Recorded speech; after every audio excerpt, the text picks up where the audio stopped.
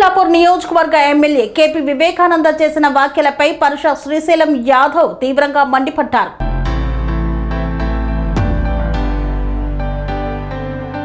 కుత్బుల్లాపూర్ నియోజకవర్గ శాసనసభ్యులు బీఆర్ఎస్ నాయకులు కేపీ వివేకానంద ఇటీవల చేసిన వ్యాఖ్యలపై సూరారం 293వ డివిజన్ నాయకులు పరుష శ్రీశైలం యాదవ్ తీవ్రంగా మండిపడ్డారు.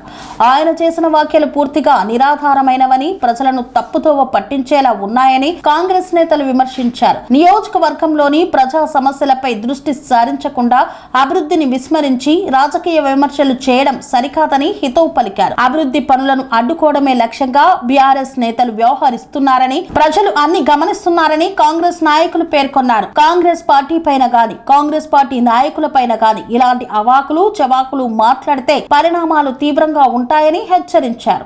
నిన్న మొన్న మా మైనపల్లి సార్ గురించి కొంతమంది బీఆర్ఎస్ నాయకులు అనుచిత వ్యాఖ్యలు మాట్లాడుతున్నారు. అరే మీకు ఏం తెలుసు అని మాట్లాడుతుర్రా? ఆయన ఒక టైగర్, ఆ టైగర్ గురించి మీరు మాట్లాడుతున్నారు.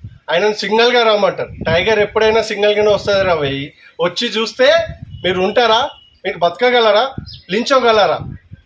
మేము కూడా మాట్లాడవచ్చు ఏం వీక్తున్నావు అని, కానీ మేము మాట్లాడం, పని చేసి చూపిస్తాం. ఏం మాట్లాడుతున్నారు మైనపల్లి గురించి తెలియకుండా? ఫస్ట్ తెలుసుకోండి. ఆయన గురించి తెలంగాణ రాష్ట్రంలో నలుమూలల నుంచి నా కష్టం వస్తే ఆయన దగ్గరకు వస్తే తీరుతాయని ఎంతోమంది ఆయన ఇంటి ముందు ఉంటారు.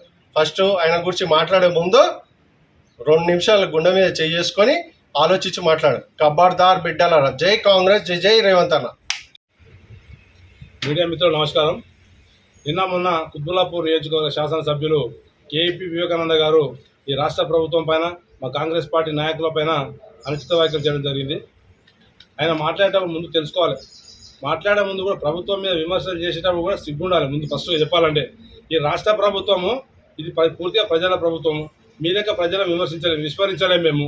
మా ప్రభుత్వం అధికారంలోకి వచ్చినాక రైతులను కానీ, నిరుద్యోగులను కానీ, మహిళల పట్ల కానీ ముఖ్యంగా ఈ రాష్ట్ర ప్రభుత్వం నిక్షిప్తంగా పనిచేస్తూ ఉన్నది. మీకు మతి భ్రమించి మాట్లాడుతూ ఉన్నారు. ఈ అధికారం పోయింది, అధికారం కోల్పోయిన తర్వాత మతి కూడా భ్రమించింది మీకు. మేము మళ్ళీ అధికారంలోకి వస్తాము కానీ పగటికాలు అంటూ ఉన్నారు. మీరు పొరుగుదాడాలు పెట్టినా ఇవాళ రాష్ట్ర ప్రజలు మేము నమ్మే పరిస్థితి లేరు. మొన్న ఎంపీ ఎలక్షన్ ద్వారా మీకు గుండు సున్నా వచ్చింది. మున్సిపల్ ఎన్నికల మీ పరిస్థితి ఏమేదో సరి గ్రహించుకోండి. గ్రామ పంచాయతీ ఎన్నికల్లో అడ్రస్లు కొట్టుకుపోయారు. మళ్ళీ మీరు అధికారంలోకి వస్తామని కథలు అంటూ ఉన్నారు. రేపు జిహెచ్ఎంసీ ఎన్నికల్లో కూడా పూర్తిగా మీరు భూస్థాపితమని కూడా సందర్భంగా తెలియజేస్తూ ఉన్నాను. మీరు మైనంపల్లి గారి గురించి మాట్లాడే సినిమా కానీ సీన్ కానీ మీకు లేదు. మైనంపల్లి గారు ఏందో మీకు మాకంటే ఎక్కువ మీకే తెలుసు అని కూడా సందర్భంగా తెలియజేస్తూ ఉన్నా. రాష్ట్రంలో, ఈ తెలంగాణ రాష్ట్రంలో నలుమూలల అభిమానం ఉన్నటువంటి నాయకుడు మైనంపల్లి హనుమంతరావు గారు కూడా ఈ సందర్భంగా తెలియజేస్తూ ఉన్నాను.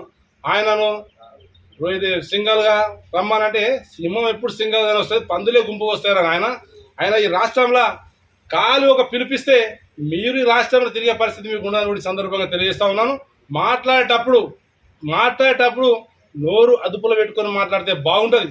వాళ్ళ ఇంటి వాళ్ళు బయటకు వచ్చే ఇలా టీఆర్ఎస్ పార్టీ అధ్యక్షురాలు కవితమ్మ గారు చెప్తారు, నేను నిజం మాట్లాడితే బయట పెట్టిర్రు, ఇలా నిజం మాట్లాడడానికే నన్ను దూరం పెట్టారని చెప్పినటువంటి సందర్భం మనం చూస్తూ ఉన్నాం. కాళేశ్వరం అవినీతి జరిగిందని చెప్పింది. అవినీతి చేసిన వాళ్ళందరూ కేసీఆర్ గారు పక్కన చెప్తా ఉన్నది.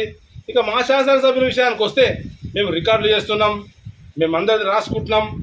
ఇప్పుడు భయపడతా లేడు. మీకు రాసుకున్నాడు, రికార్డులు చేసి అలవాటే, ఫోన్ ట్యాపింగ్లు చేసి అలవాటే, ఇలా ఫోన్ ట్యాపింగ్ చేసి బ్లాక్మెయిల్ చేసి మీకు అలవాటే. కానీ ఒక ప్రజాదరణ కలిగిన నాయకుడు మైనంపల్లి గారి గురించి మాట్లాడే ముందు జాగ్రత్త వహిస్తాను కూడా ఈ సందర్భంగా తెలియజేస్తున్నాను. మీ మంచిగా చెప్తా ఉన్నాను.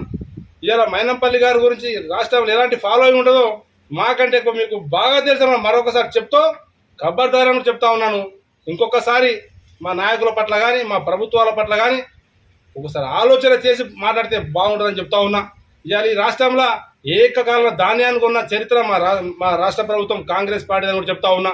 మీ ప్రభుత్వంలో ఉరేస్తే ఉరే అని చెప్పారు. మా ప్రభుత్వం వచ్చినాక రైతులకు 500 బోనస్ ఇస్తూ ఉన్నాము. ఎంత ధాన్యాన్ని పండిస్తే అంత ధాన్యం కొనే సిద్ధంగా ఉన్నామని చెప్తా ఉన్నాము. సిగ్గులేదు. వర్షాలు రానే లేవు, లేటుగా వర్షాలు వస్తూ ఉన్నాయి. ఇవాళ ఇంకా వర్షాకాలం ముందే వచ్చింది కానీ వర్షాలు రాలేవు. వర్షం ధాన్యం కల్లాలని చెప్తా ఉన్నారు. అధికారులను ఎక్కడికక్కడికి ఈ రాష్ట్ర ప్రభుత్వము అధికారం టైట్ చేస్తూ ఇలా ధాన్యాన్ని పూర్తిగా కొనే ప్రయత్నం చేసినాం. మీకంటే ఎక్కువ టన్నుల ధాన్యాన్ని కొన్న చరిత్ర మా కాంగ్రెస్ పార్టీ అని కూడా ఈ సందర్భంగా చెప్తా ఉన్నాను. చర్చకు సిద్ధమైతే రండి. అభివృద్ధి పైన వస్తారా? లేకపోతే మా నాయకుల పట్ల మాట్లాడడానికి వస్తారా? మేము సంసిద్ధంగా ఉన్నామని కూడా ఈ సందర్భంగా మరొకసారి హెచ్చరిస్తూ ఉన్నాం. జై కాంగ్రెస్, జై మైనంపల్లి, జై రేవంత్ అన్న.